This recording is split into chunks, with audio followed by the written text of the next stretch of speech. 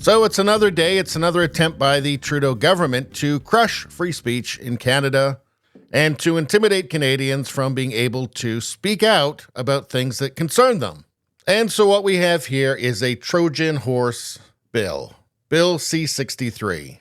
But what is Bill C-63? Well, it says it's an act to enact the Online Harms Act, to amend the Criminal Code, the Canadian Human Rights Act, and an act respecting the mandatory reporting of internet child pornography by persons who provide an internet service, and to make consequential and related amendments to other acts.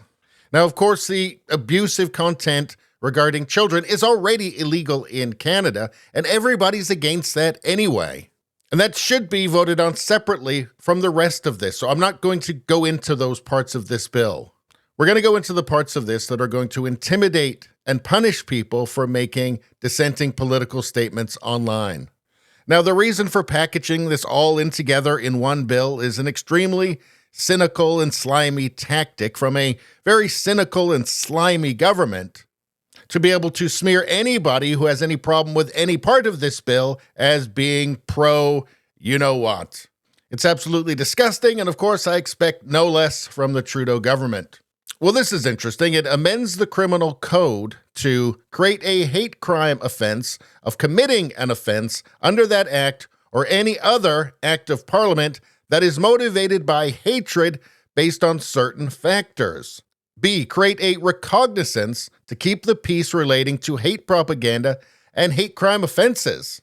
And of course, a recognizance or peace bond is to prevent serious harm by imposing conditions upon a person which may restrict their movement or behavior to reduce the risk of them committing a future offense. C, define hatred for the purposes of the new offense and the hate propaganda offenses. And D, increase the maximum sentences for the hate propaganda offenses. And more on all of that in a moment. Part 3 amends the Canadian Human Rights Act to provide that it is a discriminatory practice to communicate or cause to be communicated hate speech by means of the internet or other means of telecommunication in a context in which the hate speech is likely to foment detestation or vilification of an individual or group of individuals on the basis of a prohibited ground of discrimination. So it says, in a context in which the hate speech is likely to foment detestation or vilification, and we'll get into what that could possibly mean in a minute too. But likely to, not has, but might. Isn't this pre-crime? Isn't this convicting you for something that you haven't actually done? It authorizes the Canadian Human Rights Commission to deal with complaints alleging that discriminatory practice, and authorizes the Canadian Human Rights Tribunal to inquire into such complaints and order remedies. The Canadian Human Rights Tribunal. So you might have been thinking that you had a real chance to defend yourself in a real court with a presumption of innocence and a beyond a reasonable doubt standard. No, but I'm afraid not. You're going in front of a parallel legal system called the Human Rights Tribunal. So what's that? The Canadian Human Rights Tribunal decides whether a person or organization has engaged in a discriminatory practice as defined under the Canadian Human Rights Act. The tribunal's statutory mandate is defined in the Act, the purpose of which is to protect individuals from discrimination. It states that all Canadians have the right to equality, equal opportunity, fair treatment, and an environment free of discrimination. Somebody should mention that to all those universities that are posting jobs for non-whites only. It says independent and impartial tribunal members hard not to laugh. Apply these principles and consider the legislation and evidence before them to render decisions on the complaints referred to the tribunal by the Canadian Human Rights Commission. The tribunal is similar to a court of law, but is less formal and only hears cases related to discrimination. It's similar to a court of law, but it's less formal. Geez, that's not very comforting to me. Well, what does this say here? Burden of proof under the Ontario Human Rights Commission. A claimant must show a human rights tribunal that, on a balance of probabilities, there appears to be a contravention of the code. A balance of probabilities. Not guilty beyond a reasonable doubt, just balance of probabilities. I wonder how that's going to go in a far-left kangaroo court, which is what the human rights tribunals are. Yeah, it's not comforting to me, and it should not be comforting to you either.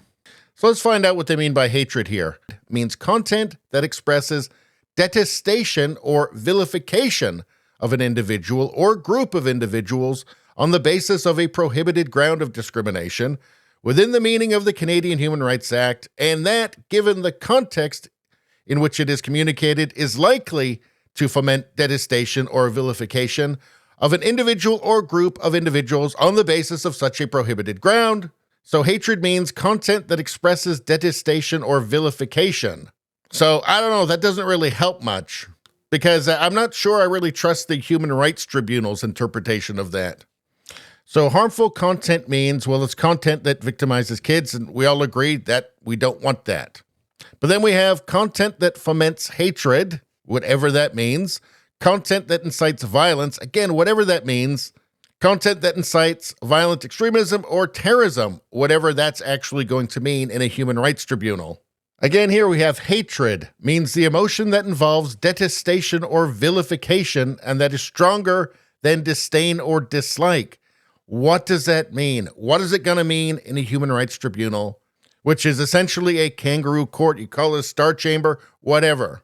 Well, thankfully, here we've got a clarification. For greater certainty, the communication of a statement does not incite or promote hatred for the purposes of this section solely because it discredits, humiliates, hurts, or offends. Again, what does this really mean? What will this really mean in a human rights tribunal? This hardly clarifies anything. After all, they call any questions on immigration, say, mass immigration, hatred. They call any question about radical gender theory hatred. They say that, forgetting somebody's pronouns is denying their existence. This clarification doesn't put me at ease.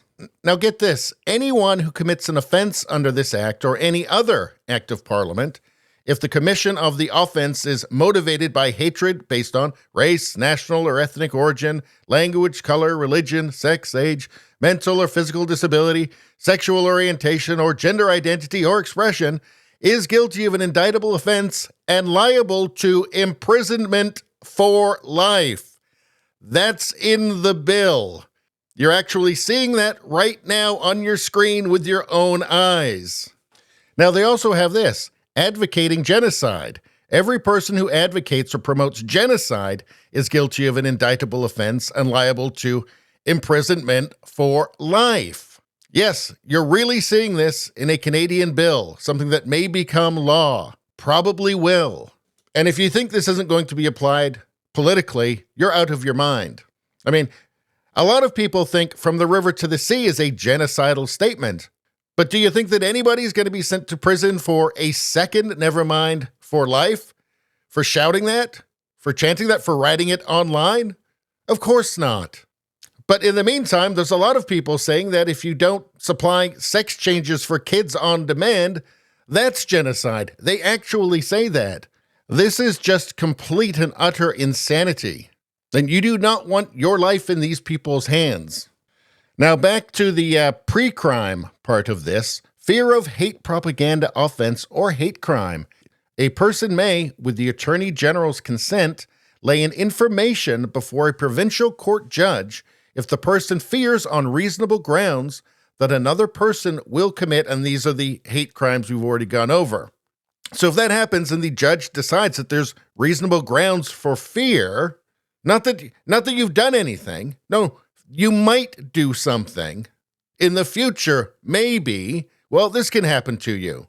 You can be ordered into recognizance to keep the peace and be of good behavior for a period of not more than 12 months.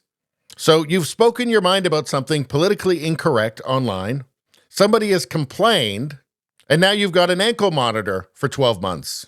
Now, if you've been previously convicted of any of these hate crimes, supposed hate crimes, then you can go into recognizance for 2 years. Wear an electronic monitoring device.